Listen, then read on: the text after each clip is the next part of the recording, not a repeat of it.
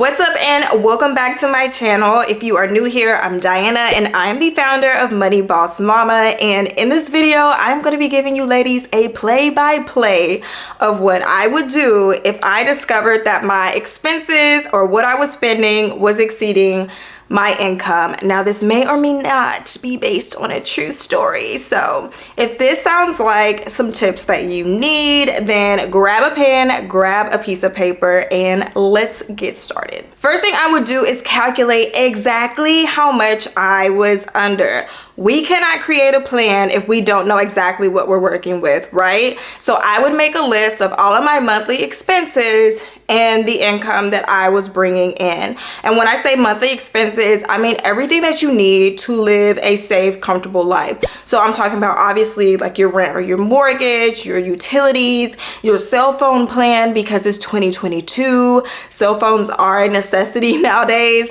Things like groceries, everything that is an essential. And when I'm writing it down, I would make sure that I'm writing down what it is the expense is, and if it's a debt, the service provider, well, not service provider, yeah, service provider or lender, and if it's a utility, obviously it's going to be a service provider, as well as the due date. And this way I would know exactly what I have due and when it will be coming out of my bank account. Second thing I would do, or the second step, would be to determine what can go. Yes, I know the hairs on the back of your neck just stood up whenever I said that, but a lot of times people don't like to hear the reality of things have to go if you're trying to put yourself in a better financial situation. And from experience, even if it feels like there's literally nothing else you can cut or reduce, chances are if you have a budget, you have all of your expenses listed out, and you go back through and comb through that budget,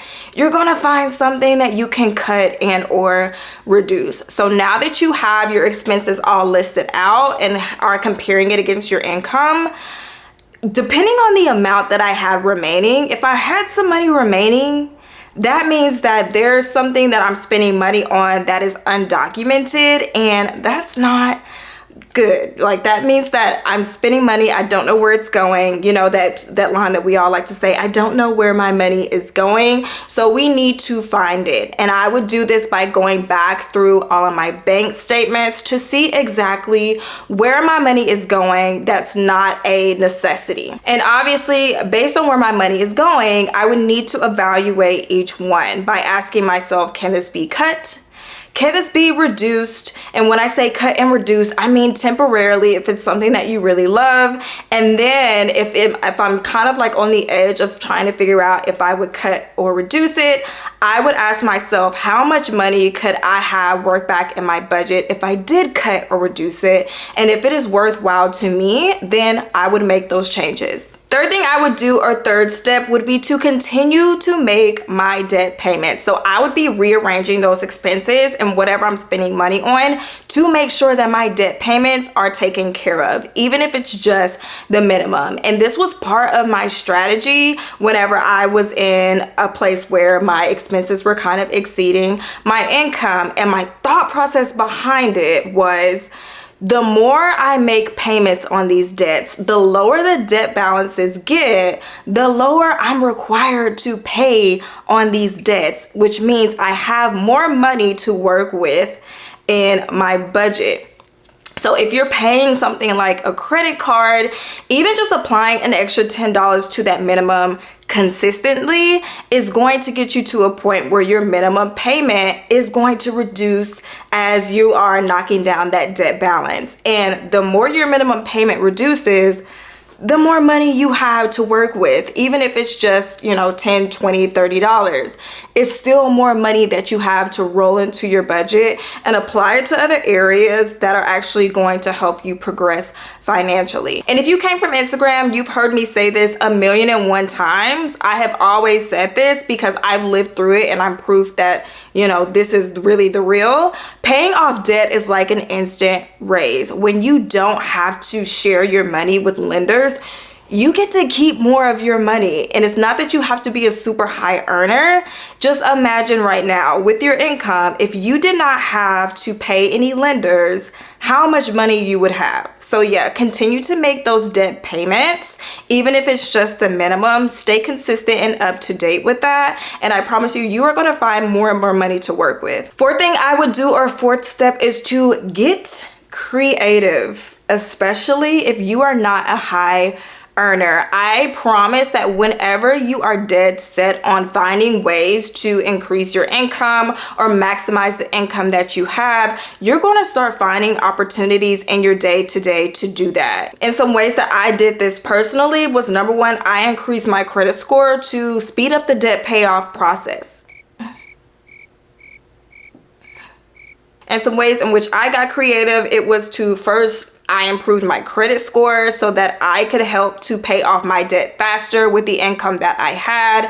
This included transferring some balances to a 0 intro APR credit card. This also included refinancing my auto loan, which had a high interest rate, just so that I could lower the car payment and also pay it off faster, since my payment was not being eaten alive by interest. And another example of a way I got creative by trying to find ways to help me squeeze out more money was to look into my company policy to see if I could sell my PTO. PTO was something that I would have never thought to be a strategy had I not been trying to improve my finances. So I would hoard PTO and then sell it back, and I would have like an extra wad of money added to my paycheck that I would send to debt, because once again, I knew that paying off debt was going to be an instant race. And the fifth thing that I would do, or fifth step, would be to start working on my resume and work to fill in the gaps. So whether that means starting up a small side hustle or getting a completely new job, obviously it's going to depend on the severity of the situation. I would get started on that ASAP. Because when you sit on that thought for too long, your brain is going to start feeding you these lies as to why you cannot do these things. And then you're going to start using these lies as facts. I want to say it is completely okay to feel a lack of confidence in, starting up a side hustle by monetizing your skills or going after a higher paying position. Fear is natural to something that's going to be new, but what is not okay and what I don't want you to do is to let fear keep you in a bad situation, to let fear keep you from doing what it is that you want to do and from improving your finances. I say that fear is like feedback. Fear is not a fact. Fear is feedback, and that feedback may include you, enrolling in some courses to improve your skill set. That feedback may be you just getting started on the damn thing because you're really just afraid of not being able to support yourself or your children.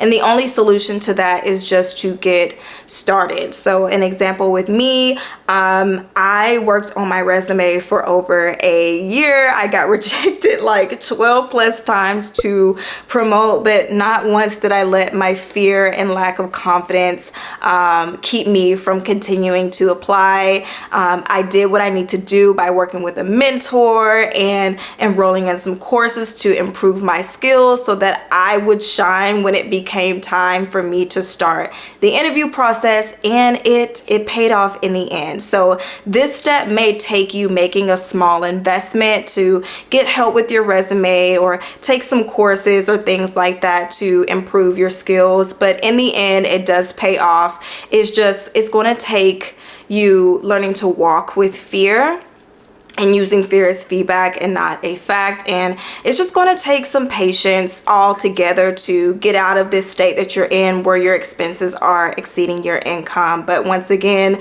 don't let fear be the reason why you don't consistently work to improve your financial situation. And also, don't let your circumstances dictate your outcome. Don't let your circumstances be the justification as to why you think you can't do something, because you can, and I'm proof. I have been there exactly where you are, and I'm in a much better situation because I didn't let fear keep me from doing whatever it is that I needed to do to improve my situation. I hope that this was helpful to you guys. If you have any additional tips, leave it down below. If you have any inspiration for any of the women that will be watching this, leave it down below, and I will catch you all in my next video.